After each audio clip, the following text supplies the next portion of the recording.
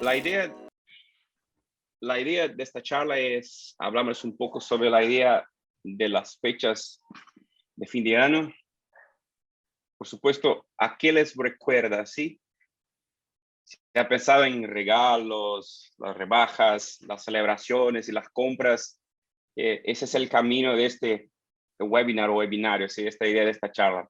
Las transacciones de compra y ventas en línea ya están consolidadas en entornos virtuales y se han convertido en un hábito en todo el mundo, como vimos ahora en Black Friday, en Cyber Monday, en otras fechas, lo que abre las puertas, claro, para los juegos de datos y los ciberataques. Entonces, la idea es, durante durante esta hora, conversamos un poco sobre este tema y entender un poco más sobre las amenazas que tenemos en estas fechas especiales, ¿sí? Entonces, tengo acá con nosotros un placer de traer a Carolina Bossa, a Alberto, a César y también a Gabriel. Creo yo que probablemente Gabriel tuvo algún problema, pero vamos a empezar.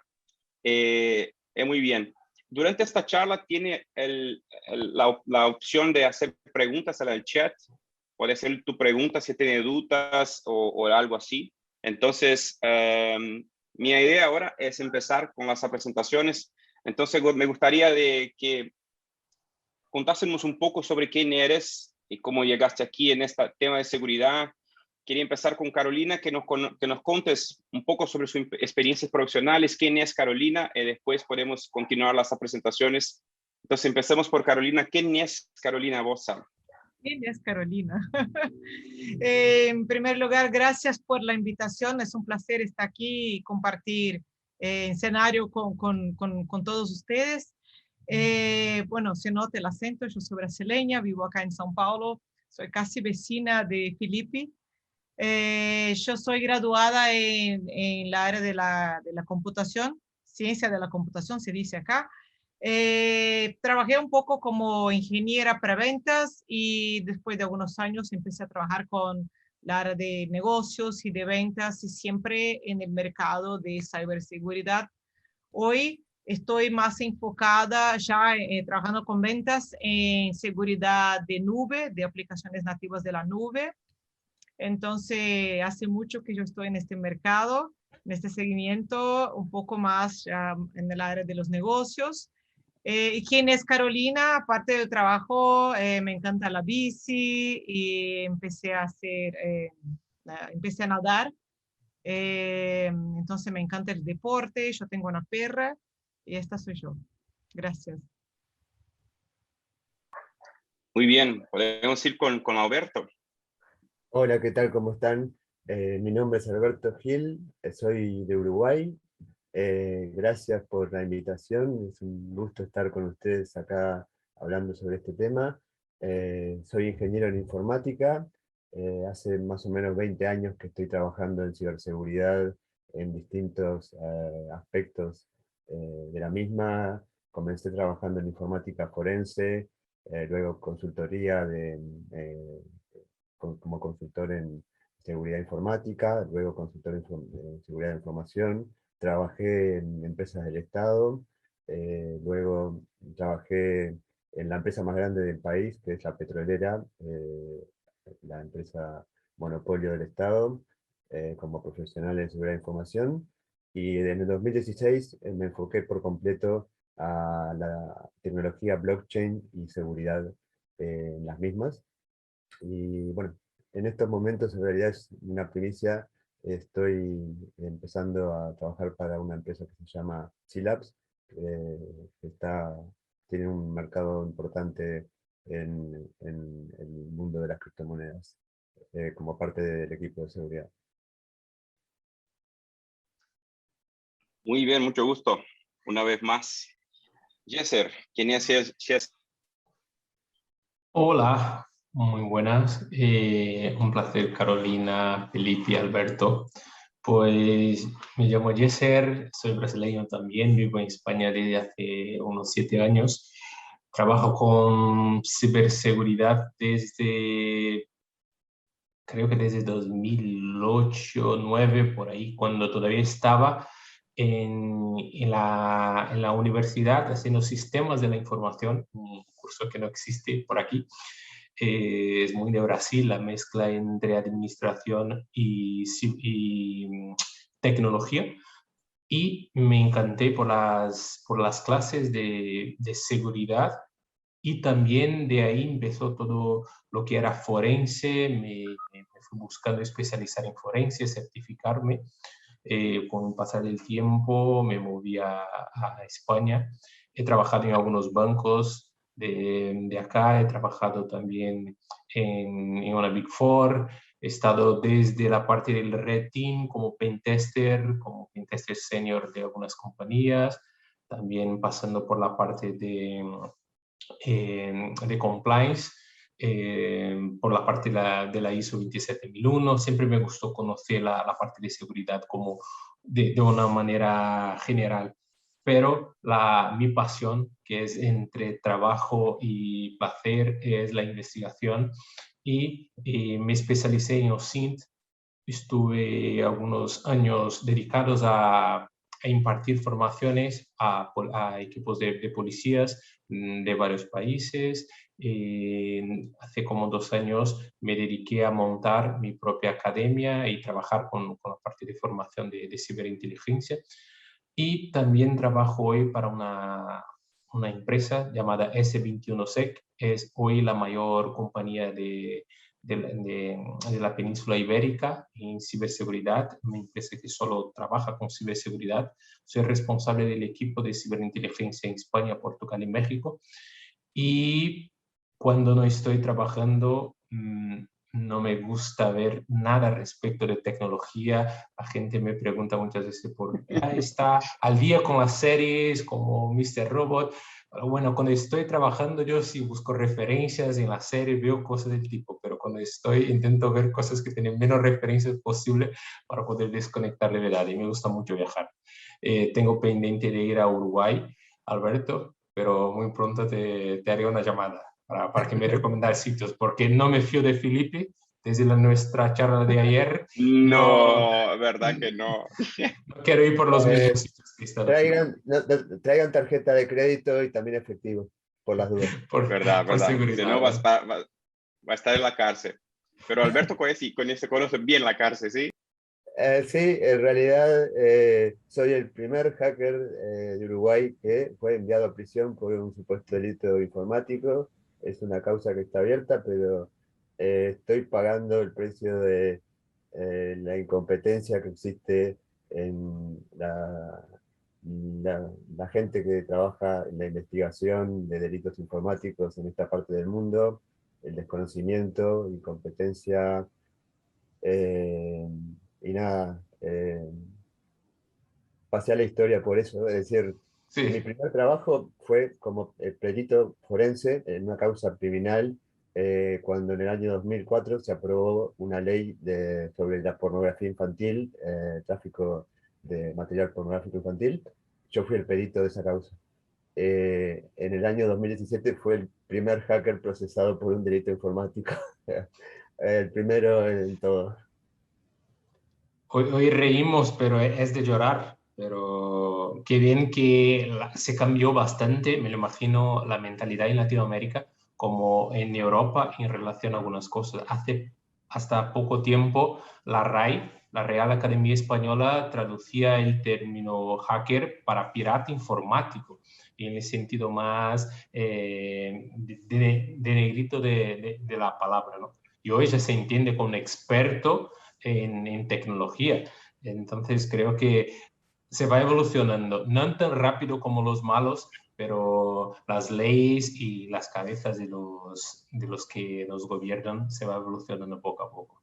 Sí, en realidad lo que mencionas es algo muy interesante. Fue una iniciativa de Chema Alonso, está a cargo de seguridad de Telefónica, una pedido en change.org. O sea, nosotros que estamos en esta comunidad somos capaces de generar esos cambios, esa evolución, cambiar las cabezas, cambiar la forma de pensar, y nada, mejorar este mundo. Como dices tú, estamos lamentablemente un poco detrás de los malos, pero está en nuestras manos hacer muchas cosas. Y este es un tema muy interesante, Alberto, porque Alberto y yo participamos de un proyecto llamado Hack is Not a Crime. Nosotros somos advocates de este proyecto. Yo conversé con Carolina sobre este proyecto. Tenemos algunas ideas de crear chapters, no sé si en Brasil, quién sabe, invito a Jesse para participar, creamos un chapter un chapter ibérico. Es un proyecto muy interesante que empezó en Estados Unidos y hoy tenemos advocates espalhados por todo el mundo. Y la idea por detrás de este proyecto es hablar sobre la cultura hacker y que es un estilo de vida, como usa la creatividad para olear para cosas. O sea, claro que estamos hablando de tecnología, pero cuando hablamos sobre abogados, por ejemplo, es un abogado de ley, no es un abogado de malo o bueno, es abogado. O sea, simple como eso. Si trabajas como desarrollador, es desarrollador, y usa la creatividad, o no es desarrollador, no existe el black desarrollador, el white desarrollador, es desarrollador. Así como es hacker, es como miras y como usa la creatividad, esa es la idea del proyecto. Entonces, nuestra idea es hablar esto en la TV, los periódicos, en las conferencias, meetups, así por diante. Solo una especie de eso. Bueno, para empezar, me gustaría hacer una pregunta a los invitados, que es, ¿por qué se disparan las amenazas de ciberseguridad durante las fechas festivas? Ese es el tema de nuestro binario, pero me gustaría saber la opinión de Carol, de Alberto, de César. ¿Por qué vos crees que se disparan las amenazas durante este tiempo de las amenazas o de las fechas, la verdad? ¿Yo puedo empezar? Por supuesto, Sí, yo como soy el que menos sabe aquí, sería el último, y así concordo con vosotros. No, yo pienso que de verdad por la falta, por algunos puntos y principalmente por el factor humano de la cadena digital, de todo que es digital. Y antes teníamos amenazas en el mundo físico, que fue, hoy tenemos todo en el mundo digital, porque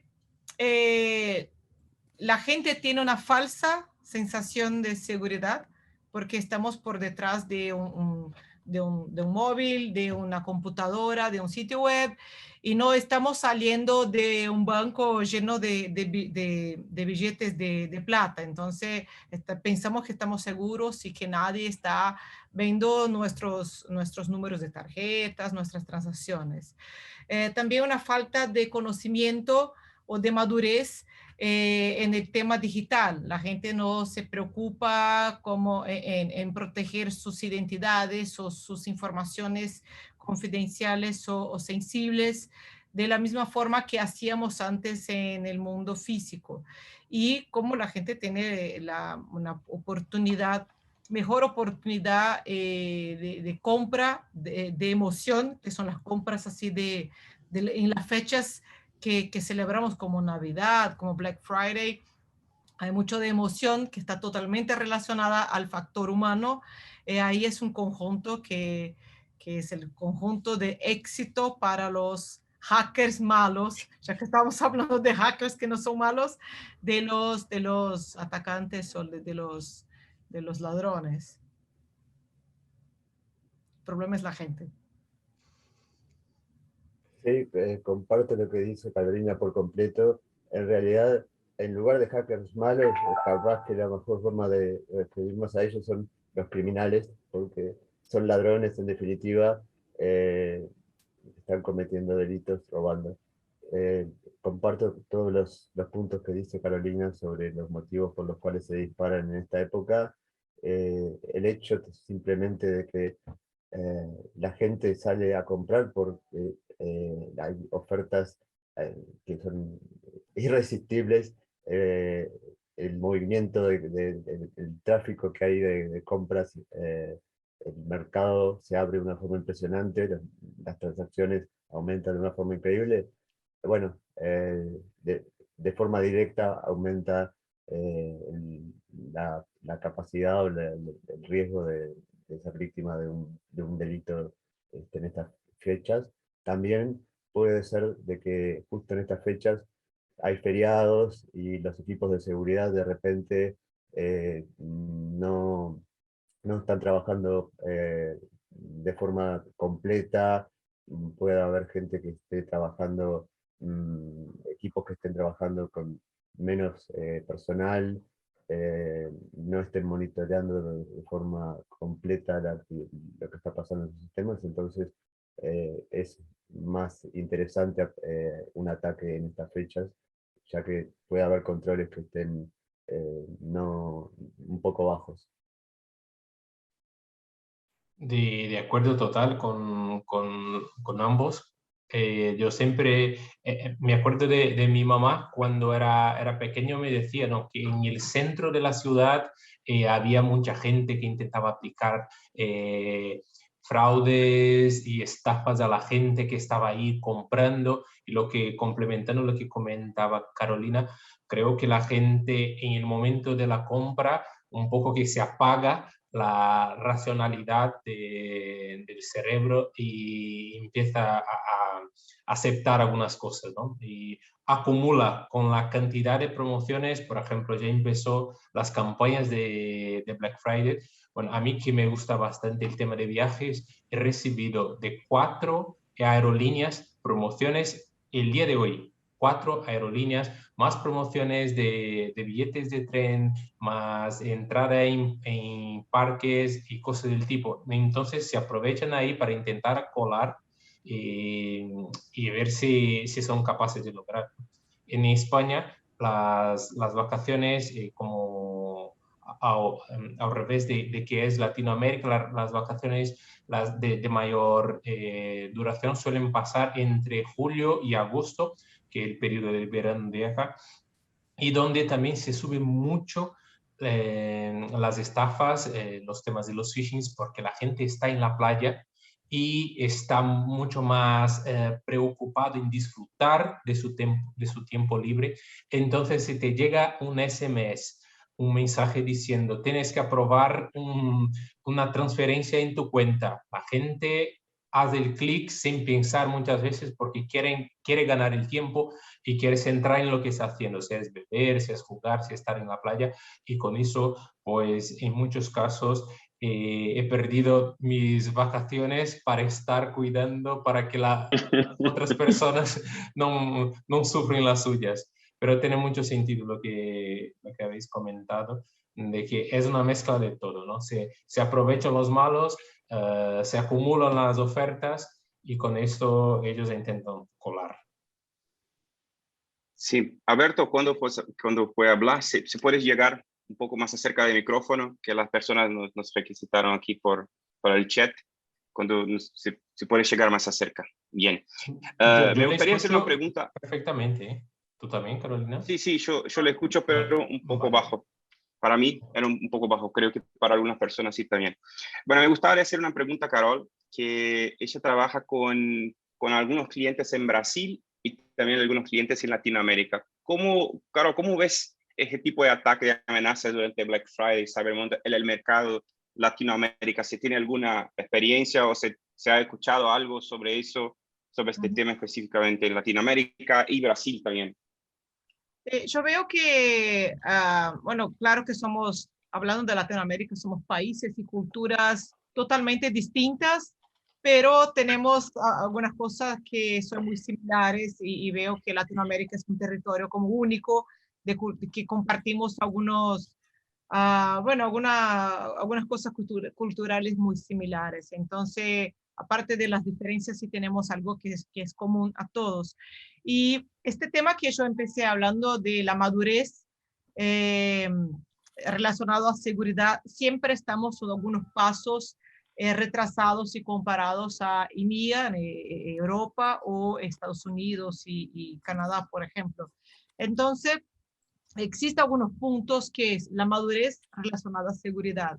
Entonces, las leyes y regulaciones de privacidad, de seguridad, llegan siempre después acá. Por ejemplo, en Brasil tenemos el LGPD que llegó mucho después del GDPR de Europa. Entonces, estamos un poco retrasados. Es una cultura, no una cultura, pero es una población que fue digitalizada y bancarizada, no, perdón si no es así que se dice, después. Entonces, teníamos la cultura de pagar, hacer pagos en efectivo en muchos de los países. Argentina, por ejemplo, por el tema de la pandemia y de la gente que necesitaba hacer pagos o recibir plata desde sus casas, empezó a bancarizarse justo en los últimos años. Entonces era un país que utilizaba mucho efectivo. Entonces, con esta falta de madurez y esta explosión del digital, de los bancos digitales y de la población que está bancarizada digitalmente, es un mercado muy exitoso para los criminosos digitales, justamente porque tiene un montón de gente con baja madurez que empezó a comprar todo digital, mucha gente que es nuevo en tener una tarjeta de crédito o hacer una transferencia digital sin utilizar efectivo. Entonces, estamos muy vulnerables a ese tipo de ataques. Y vemos que en otros países más maduros, los ataques no son solamente a los consumidores, los clientes, pero también a las empresas de delivery, por ejemplo, de entregas como DHL, FedEx, etc. Porque, bueno, se buscan también atacar por todos los lados. Aquí ya somos ¿cómo puedo decir? Aquí decimos un plato lleno para los criminosos y en otros lados están buscando otras alternativas. Entonces, por eso veo que es el boom del digital, que es el problema nuestro. Sí, me gustaba hacer esta pregunta a Alberto también, porque yo sé que Alberto tiene un tipo de programa, no, porque no es un programa, la verdad, es un trabajo que Alberto pasa el Twitter conversando con mucha gente de los Estados Unidos y con muchas personas de la comunidad de seguridad. Me gustaba entender, Alberto, cuál es tu opinión encima de este tema exactamente, porque Caro nos habló un poco sobre Brasil, Latinoamérica, pero tú estás en Uruguay, pero conversas con mucha gente de Estados Unidos. ¿Cómo tú ves de esta parte? Por supuesto que ya tiene hablado sobre este tema con las personas. Sí, es muy buena tu pregunta. Justo antes de esta conferencia estaba conversando, tenía una videollamada con una persona que se llama Jonathan Scott, que está haciendo un montón de investigaciones a nivel de vulnerabilidades y problemas de seguridad a nivel de firmware en dispositivos móviles. En particular, expuso problemas bastante importantes de privacidad en dispositivos Apple. Y bueno, antes que nada quiero decir que en Uruguay pasa lo mismo que mencionaba Carolina. La bancarización es una realidad. Los medios de pago electrónicos están aquí para quedarse por ley. O sea, la gente recibe sus sueldos por medios electrónicos. Tenemos todos tarjetas de débito o de crédito para hacer compras. Estamos en ese mundo y no hay vuelta atrás. Lo que veo, lo que percibo y lo que creo que va a pasar es que el escenario de los ataques cambia de forma constante y es impresionante las cosas que vemos que parecen increíbles, pero bueno, yo creo que algo que va a suceder, no sé si en esta ola o el año que viene o próximamente, es el tema de eh, explotar vulnerabilidades en los pagos mediante las plataformas, las billeteras que se te pueden tener con el iPhone, con Android. O sea, creo que van a ser muy apetecibles atacar ese tipo de plataformas que básicamente son formas de manejar dinero, de almacenar dinero para compras utilizando el celular. O sea, para facilitarle la vida a la gente, se está generando un nuevo posible vector de ataque para los cibercriminales, y ahí hay dinero, hay transacciones, o sea, y justamente se está viendo mucho de seguridad, problemas de seguridad a nivel de firmware, que es muy difícil de detectar, y todo esto que involucra de repente tecnología, chipsets dedicados a temas de asegurar esta seguridad. eh, También en las computadoras, ¿no? Las motherboards tienen ya, tenemos todos motherboards con módulos dedicados a seguridad. Bueno, creo que por ahí va a ir la mano. Dispositivos móviles, métodos de pago por iPhone, Android. eh, Creo que ahí vamos a ver nuevas formas de robar dinero o cometer delitos. Bien, César nos hablaba sobre que durante las vacaciones en la España es un tiempo muy especial porque las personas quieren disfrutar. Entonces, César, ¿cómo ves la misma pregunta que yo hice a Carol y a Alberto? ¿Cómo ves en Europa y cómo comparas, por ejemplo, porque trabajas con México, que es Latinoamérica? ¿Cómo ves el comportamiento de las personas cuando hablamos de este tipo de ataques en estas fechas, por ejemplo? ¿Cómo ves y cómo comparas o cómo trabajas? Creo que es un trabajo un poco complicado, complejo, ¿sí? Sí, por partes. En México es muy parecido con lo que comentaba Alberto y Carolina, porque es ahí la mezcla entre la cultura latinoamericana con la cultura norteamericana, ¿no? Entonces es un país complejo que tiene ahí como las dos maneras de pensar, de alguna manera, para poder comparar. Y Europa es ya un poco distinto. Veo que muchas veces el pensamiento del europeo es, el europeo, a ver cómo puedo intentar explicar, no se cree tanto en muchos casos, ¿vale? Por ejemplo, hay algunas campañas de phishing aquí que son muy bien trabajadas y vemos otras en otros sitios o destinadas a otro público que ellos no pican, no caen porque desconfían y simplemente ignoran. Entonces vemos un nivel de avance, por ejemplo. Hemos acompañado, creo que el final del año pasado, las campañas que se pasaba por WhatsApp, de intentar robar el WhatsApp a través de solicitar el código. El atacante ponía en su móvil el número de la víctima y solicitaba el código y todo más. Y aquí se intentó hacer, pero no hubo tanto logro, tanto éxito, porque la gente desconfiaba y decía, yo no voy a dar esto, pero ni si es del WhatsApp, me da igual. Entonces, ellos intentaron buscar otras maneras de hacer un clonado de la SIM, de la tarjeta SIM, que al final hubo un resultado parecido, pero esta interacción de ingeniería social muchas veces no sé si se puede decir que esto es un avance, pero los malos de Brasil tienen un nivel de madurez ingeniería social muy alto, que son capaces de unas técnicas de convencimiento muy fuertes, y a lo mejor los que están atacando, porque además los actores que atacan principalmente Iberia, la península ibérica, Portugal es muy atacado por actores brasileños, y España por actores del este y de Asia.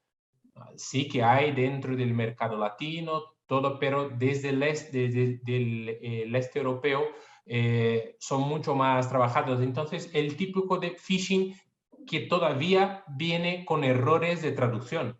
Entonces, la gente salta. Y luego, como ponemos a revisar phishings en México o mismo de Brasil, vimos que tenía un nivel de veracidad, de profesionalismo mayor. Entonces, eso notamos. Esta es una diferencia que notamos bastante. Otra cosa que es bastante claro es ver cómo que en muchos casos Portugal, en este ejemplo, acaba siendo la segunda opción de los atacantes de Brasil. Se empiezan campañas. Hace poco hemos estado trabajando con algunas investigaciones en que se empezó campañas a distintos bancos de Brasil, a distintas entidades de pago de Brasil y se creó dominios con foco en Portugal después de un mes y medio después de que se estaba logrando esto en Brasil. O sea, no pasa a ser la primera opción. Entonces se trabaja bastante, por lo visto, en Brasil y luego se empieza a emplear en Portugal. Mismos actores, mismas técnicas, pero ya moldado al mercado europeo. Bien, me gustaba de hacer una pregunta a las personas que están con nosotros aquí ahora. Me gustaba de saber cuál es el país que la persona que está nos viendo ahora en vivo, si son de Brasil, dónde son, si son de México, de Uruguay. ¿Se puede escribir en el chat, por favor? Solo para saber de qué país están hablando, para saber, me gustaba de saber, porque tenemos muchísimas personas aquí junto con nosotros. Tenemos de México, Colombia. Bien, bien, muy bien. Qué lindo. Hablando de México, Felipe, ahí ellos tienen las fechas, ¿no? Como la Black Friday, el Buen Fin, que es como una Black Friday y el Día de los Muertos, sí, el otro, la fecha importante. Son campañas y así como creo que en Brasil también las fechas cerca de la declaración del impuesto de renta o de la declaración de patrimonio, son los periodos que los atacantes aprovechan, ¿no? Mismo no siendo un festivo, pero es una data tan importante que la gente ya empieza a sufrir ataques. Mismo antes de presentar la declaración, se empieza a llegar mensajes y la gente a veces cae y luego se queja diciendo, bueno, pues yo ni tenía presentado mi declaración de propiedad, de renta todavía. Entonces, ¿por qué has picado? Si no has presentado, ¿cómo va a abrir una notificación de que ha salido mal tu presentación, ¿no? Pero la gente cae. ¿Verdad? Tenemos muchas personas de México, un saludo de México, a todos de México, de Colombia y otros países que están acá.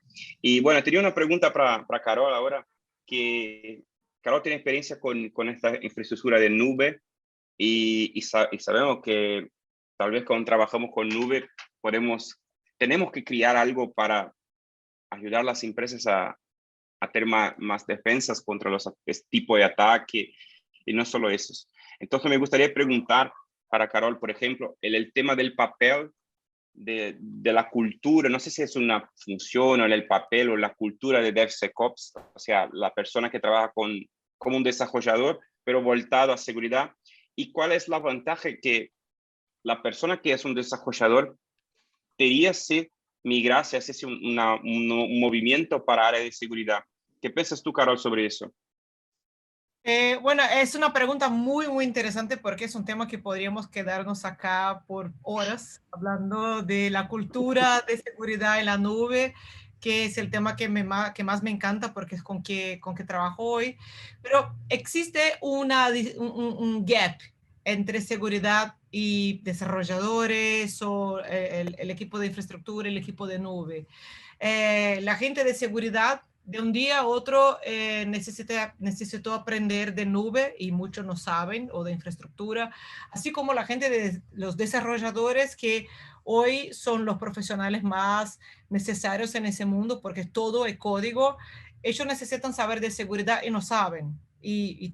Pero es así, todo bien, no nacemos sabiendo, pero se necesita tener como una comprensión entre los equipos justamente porque si no desarrolla una aplicación con seguridad, vamos a tener un montón de problemas. Y las aplicaciones están cada vez más migrando hacia la nube, a las nubes. Son aplicaciones que tenemos cada vez menos control porque son súper como escalables de una forma que a veces empieza como un proyecto de una prueba y esta prueba se convierte en un proyecto en producción y esta producción de un día a otro es una aplicación que se factura mucho, millones de dólares, como a veces es una aplicación de e-commerce, que ya que estamos hablando de transacciones de ventas en línea. Entonces, es una infraestructura como las tradicionales. Debemos tener la misma preocupación que teníamos antes con la seguridad y mucho más porque es una forma nueva de hacer negocio, de hacer aplicaciones, de hacer computación. Es una forma que muchos no conocen y está ahí. Eh, y los criminosos, los criminales, se utilizan de este desconocimiento para crear nuevos ataques. Entonces vemos, por ejemplo, ataques en las cadenas de suministros. Son ataques que antes no escuchábamos. Es muy común hoy. Ataques de infraestructura de Kubernetes. Hace muy poco tiempo no existía infraestructuras Kubernetes. Entonces las empresas no se preocupaban en estructuras Kubernetes. Entonces es importante que las aplicaciones, así, la naturaleza de las aplicaciones de nube que se utilizan de DevOps para su desarrollo, es una infraestructura que es muy complicado poner seguridad después, como hacíamos antes. Son aplicaciones que deben de nacer pensadas ya con seguridad, security by design. Antes de hacer un deploy de esas aplicaciones, ya tener una seguridad. Y cuando hablo de seguridad, no estoy hablando de proyectos millonarios o proyectos muy caros. Estoy hablando de pensar con seguridad. Hay un montón de aplicaciones open source gratis para que las empresas puedan al menos empezar, dar el primer paso en dirección a la seguridad. Entonces, garantizar que una imagen de una aplicación está libre de amenazas ya es un salto gigante de seguridad. Garantizar que las credenciales están bien protegidas o si las contraseñas son contraseñas complejas, ya es otro gran paso en dirección a la seguridad. Entonces, tener los mismos cuidados y tener en cuenta que son aplicaciones cada vez con menos control y que se pueden crecer desde una aplicación chiquita hacia una aplicación gigante con un clic o a veces de forma automatizada, lo que es más peligroso cuando hablamos de seguridad. Y los directores de seguridad deben de conocer de infraestructura y de nube, así como también es responsabilidad de los desarrolladores conocer de seguridad.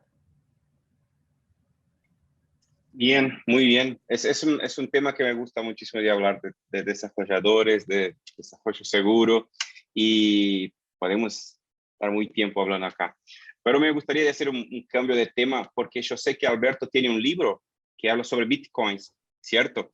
Y me gustaba de saber, Alberto, si este específico tema de bitcoin, por ejemplo, si crees que el uso de bitcoins puede haber ayudado al cibercrimen a ganar más espacio en estas fechas festivas. ¿Qué piensas tú sobre eso, el tema de Bitcoin, el blockchain y todo más? Ok, bueno, sin dudas, mucha gente asocia a Bitcoin con una herramienta para cometer ilícitos, que se usa como forma de facilitar cometer ilícitos. No es así, en realidad la concepción es otra. No voy a entrar en detalles sobre el funcionamiento del Bitcoin y demás, pero el Bitcoin en sí lo que posibilitó a los grupos criminales fue una forma de acceder a que el pago por parte de sus víctimas de una forma que hace que sea muy complicado el rastreo a quienes reciben ese pago, es decir, a los cibercriminales. Entonces es algo que es muy apetecible para cometer crímenes y cobrar con eso, mover dinero fruto de crímenes mediante... No, dejemos de lado bitcoins, hablemos de criptomonedas en general para ser más justos. Hay criptomonedas que son más preferidas por los criminales como Monero en lugar de bitcoins por temas de que es más complicado rastrear. Quiero aclarar que mucha gente tiene el concepto de que los bitcoins no se pueden rastrear, no se puede saber su movimiento. Eso es un mito. es totalmente posible hacer un seguimiento de por dónde van viajando esas criptomonedas. Monero es un altcoin que está diseñado de forma de tener un poco más de controles que compliquen ese seguimiento de esas criptomonedas, ese algo que tiene un valor que usan los criminales. Pero respondiendo a tu pregunta puntualmente, no, la respuesta es no. No creo que los bitcoins o criptomonedas hayan ayudado a que los cibercrimen hayan ganado más espacio en estas épocas. Son una herramienta que es utilizada en todo momento, pero no, si se utilizan más en estas fechas es simplemente porque hay más crímenes en estas fechas. Es una relación lineal, no es algo que sea que facilite y que aumente de una forma que no sea linealmente relacionada con su uso, ¿no?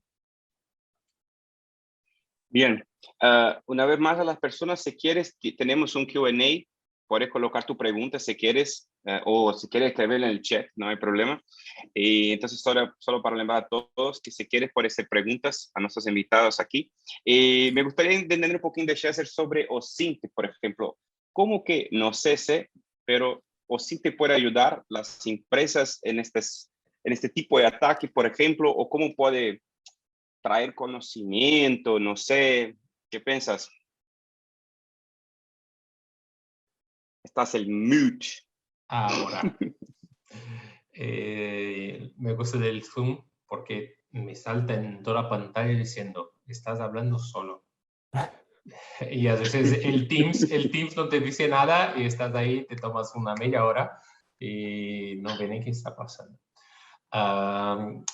Tanto como empresa, como persona física, como usuario, hay herramientas técnicas de OSINT que te ayudan en la hora de buscar la veracidad de una información. Utilizamos mucho el OSINT, las técnicas, por ejemplo, de type squatting como empresa para poder rastrear, para poder monitorizar o monitorear, como se dice en México, algunos dominios, algunos perfiles de empresas, ¿no? Por ejemplo, Amazon es una empresa que se busca mucho crear el type squatting. Bueno, a los usuarios que no están familiarizados con la técnica, con la expresión, es hacer cambios de palabras, de caracteres de un nombre para que se parezca, ¿no?, con otro. Por ejemplo, Amazon, en vez de registrar Amazon con N al final de navío, se registra con M de Madrid, pero para que así intente engañar a la persona que va a recibir esa solicitud. Y type squatting viene siendo utilizado de manera masiva en las campañas de phishing de la banca, en las campañas de herramientas de pago como PayPal, como Pix, porque es donde la gente muchas veces no cree que va a estar el problema, ¿no? Piensa, bueno, la página está bien, entonces yo voy a pagar por PayPal, y cuando ves no es la versión original. Entonces hay técnicas de OSINT de hacer este rastreo, monitorizar este tipo de cuentas que son creadas, porque esta información de alguna manera es pública, se va registrado dentro de un juiz, y ahí también hago el enlace desde un usuario, de qué manera un usuario, una persona común, que no tiene tanta familiaridad con las técnicas o con herramientas, puede saber si la página es de verdad una página real, ¿no? Un ejemplo es el propio juiz, al buscar una página que está haciendo una promoción, una mega promoción, y si buscamos por juiz es la base de datos que tiene registrado todos los dominios, las personas que se registran.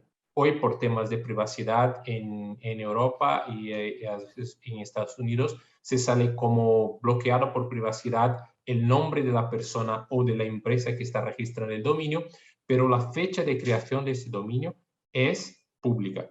Y una vez siendo pública esta fecha, podemos saber si una página es de promoción y fue creada nada más a 2 meses antes de empezar las campañas, por ejemplo, de la Black Friday. Algo tiene que sonar una alarma diciendo como una empresa desconocida, pero está diciendo que han vendido tantos miles de productos, tiene tantos reviews, pero por el juiz vemos que ha sido creado hace un mes.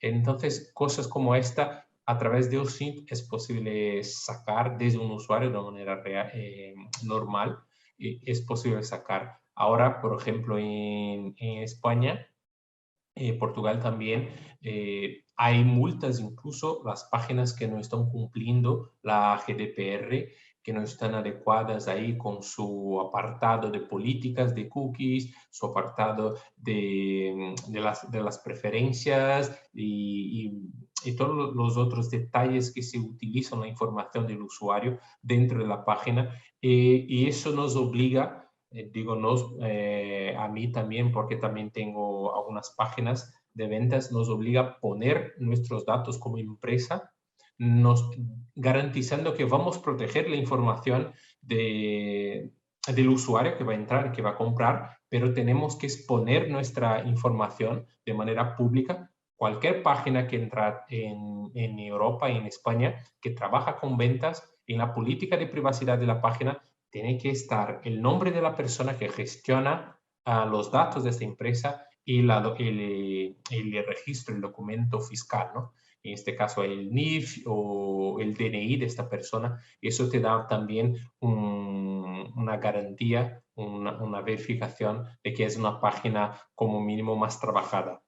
Pero siempre hay que desconfiar, principalmente de las ofertas maravillosas que se hay, ¿no? Hay una expresión en portugués que se dice que cuando a esmola é demais, o santo desconfía, y había, creo, una adaptación al castellano que era como si la limosna es demasiado, algo parecido, pero va en ese mismo sentido, de que es normal a lo mejor encontrar una promoción de un 40-50% de una tele, por ejemplo, pero encontrar la misma tele que ayer, antes de empezar la campaña de Black Friday, te costaba 2.000 euros y ahora pasa a costar 200, algo está muy raro.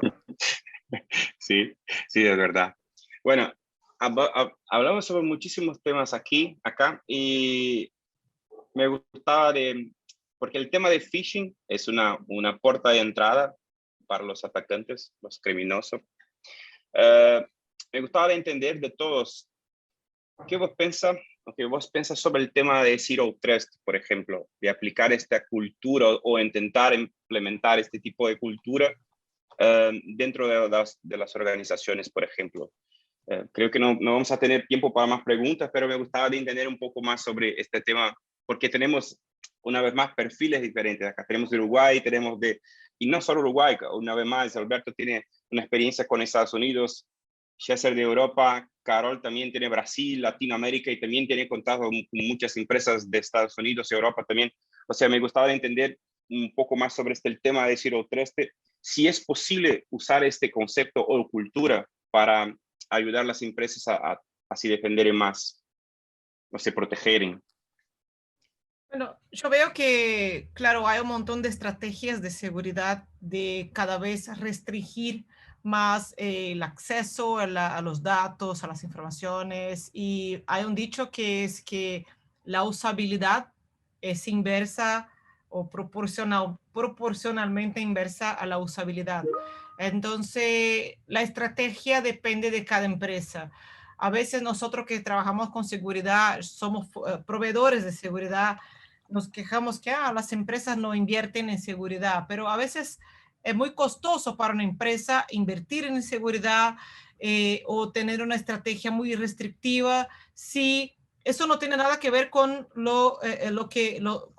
sus números de ventas o con su estrategia de negocio. Entonces, no existe una estrategia que sirve para todas las empresas. Hay empresas que la estrategia de Zero Trust no va a servir pero siempre buscar un equilibrio de costos, de inversión, y si no tengo cómo invertir, tener al menos la mentalidad, porque a veces no es una estrategia de infraestructura, no es una estrategia en los empleados de una empresa, una estrategia cultural en la cabeza de los consumidores. Es un trabajo que vemos que a veces empresas de tarjetas de crédito hacen con sus clientes o los bancos hacen con sus clientes para garantizar una cultura de seguridad. Entonces, Zero Trust es una estrategia buenísima que funciona.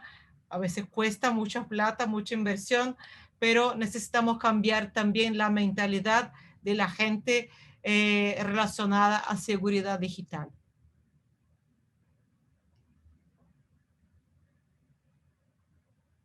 ¿Qué piensas tú, Alberto, sobre eso? No, muy bueno el aporte de Carolina, o sea, no se puede ser tan... Yo sé que es difícil hablar después de Carolina, yo sé. No, Deja todo muy completo. no me gusta ser extremista y decir tal solución es la solución mágica para todo, como dice ella. Depende del contexto de la empresa, depende de muchísimas variables, no hay la solución perfecta para nada.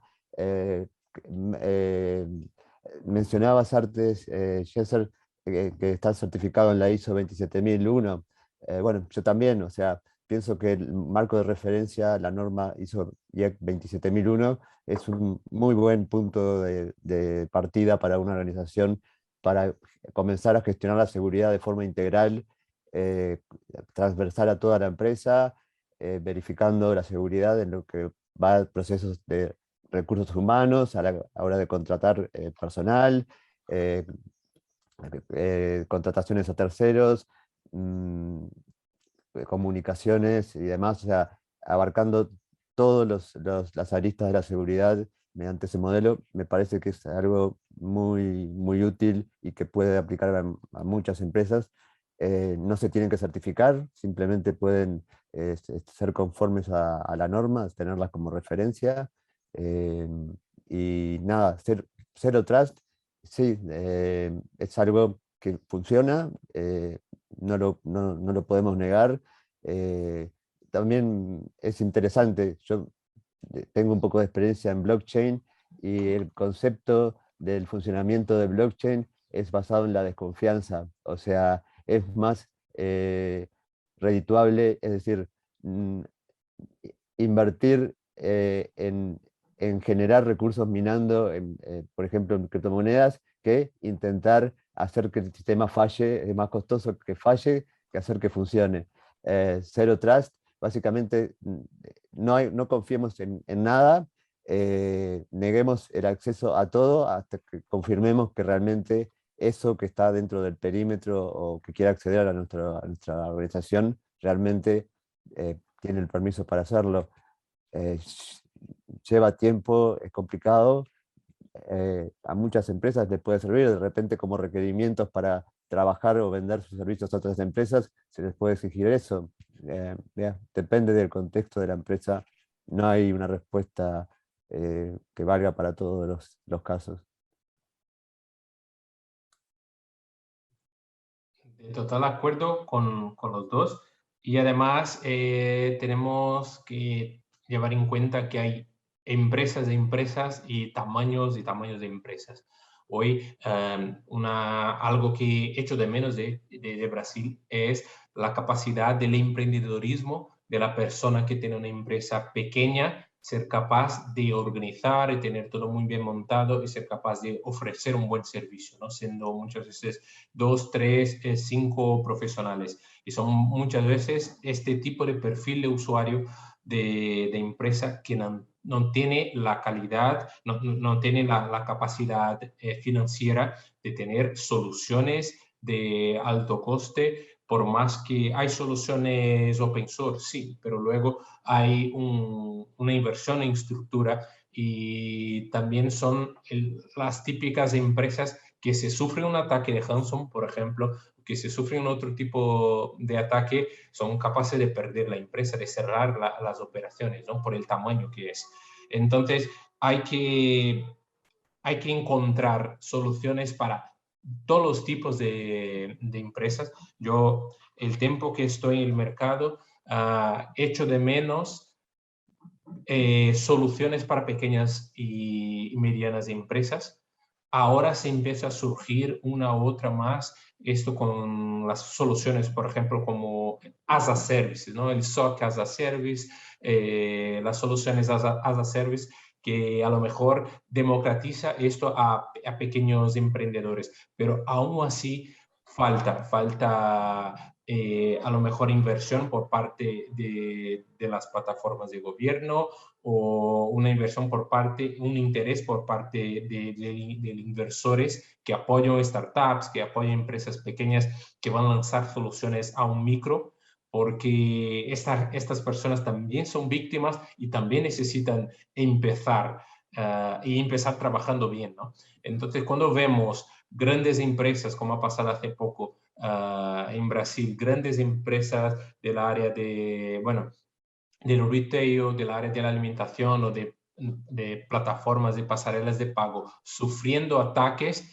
imaginamos la cantidad de tecnología, de gente, el equipo de ciberseguridad, analistas, consultores que están ahí, ¿no? Y luego nos toca a tener empresas que no tienen ese perfil, tienen que tercerizar. Entonces hay que llevar eso en cuenta también. ¿Verdad? Bueno, creo yo que podemos quedar aquí como que por horas hablando, pero me gustaría decir muchísimo obrigado a todos que están acá con nosotros, a los invitados, Carol, Alberto, César y todos que están acá. Nos escuchamos en vivo. Gustaría decir que este webinar está siendo grabado y vamos a disponibilizar el dentro del YouTube de Seña Segura. Y me gustaría de abrir para consideraciones finales, algún mensaje que nuestros invitados tienes, o una vez más por parte de mí, de Seña Segura, muchísimo obrigado por estar aquí. Entonces, consideraciones finales, Carol, Alberto, César, por favor. Gracias por todos que participaron con nosotros, gracias a los que están aquí, que compartí espacio, Alberto, César, Felipe, fue un placer. Y si yo puedo pedir a todos que en estos días de Black Friday, también de las compras de Navidad, mucha atención. No hay milagros, como nos comentó mi compañero César. Si hay algo con una rebaja así increíble, a veces no es una rebaja, es un phishing o algo como una trampa. Entonces, cuidado. Chequear todo, si hay el candado, si la dirección está bien hecha, cuidado con las tarjetas y, si posible, utilizar las tarjetas temporales de un número de uso único. Esto es un tip, si me permiten compartir. Gracias. Gracias, Carol. Bueno, muchas gracias por la invitación, un gusto haber estado acá con Carolina, con César, con Filippi. La educación es la base de todo. Hoy estamos, como mencionábamos antes, en un mundo donde la bancarización y el movimiento electrónico de dinero está establecido, y hay mucha gente de diferentes rangos etarios que se vio obligada a empezar a utilizar estos medios electrónicos de pago sin haber sido de repente enseñadas o capacitadas en el tema. Y bueno, hay que educar a ese grupo de gente que son las más vulnerables, y son los más vulnerables son las más apetecibles víctimas de los criminales. Hay que educar, eduquemos, es algo que me parece que es nuestra responsabilidad como profesionales en esta área. Eduquemos a quienes lo necesitan, démosle las herramientas que les ayuden a estar un poco más seguros. Gracias. Gracias, Felipe, Carolina, Alberto, fue un gusto, fue un placer estar aquí. Y para finalizar, lo que comentaban los compañeros, exactamente esto. Hay siempre que desconfiar. Y lo que comenta Alberto me parece muy, muy fuerte, muy importante, ¿no? Porque hay un perfil muy en vista de los atacantes, que son personas con un conocimiento más reducido a nivel de ciberseguridad, personas mayores que hoy estas personas estaban fuera del mercado digital y ahora pasan a tener obligatoriamente, son forzados a tener cuentas digitales, son obligatoriamente tener aplicaciones en sus móviles para hacer cualquier tipo de transacción. Entonces hay que educar a nuestros papás, a nuestras mamás, a nuestros abuelos de que la importancia de desconfiar de las cosas y proteger, porque es un público, es sin duda uno de los mayores eslabón de esta cadena, ¿no? Porque a nosotros a veces pillamos y paramos en medio del proceso, muchas veces, no voy a negar, a veces hay unos phishings muy bien trabajados, que llego a hacer el clic, luego veo la página e intento estudiar la página y veo, bueno, de aquí no paso, ¿no? Pero muchas veces estas personas creen que no pasa nada de estar compartiendo la contraseña, de estar pasando estos datos sin saber lo que siempre me pregunto en las charlas, pero ¿quién se puede, por qué la gente se va a interesar por mis datos? ¿Por qué la gente se va a interesar por mi información? La gente se interesa por tus datos. Yo utilizo un ejemplo de una alumna que tuvo sus datos robados y empezaron a abrir cuentas para mover dinero del tráfico y tuvo que estar como 4 años en los tribunales defendiendo que estas cuentas no eran suyas, eran su nombre, su documento, sus fotos de identidad, han sido robados y ella tenía que justificar que no era ella, que ella tenía que buscar un alibi para justificar dónde estaba. Entonces siempre digo, esto es el coste de no se preocupar con nuestros datos, ¿no? Entonces, de ahí mucho cuidado, mucha suerte y estamos dispuestos a todo el equipo de Seña Segura para otras sesiones que va a ser un placer también compartir con vosotros. Bien, muchas gracias a todos y cerramos así con la frase de César: cuando la limosna es grande, hasta el santo desconfía, ¿sí? Entonces, muchas gracias a todos y nos vemos en el próximo webinario. Un abrazo a todos.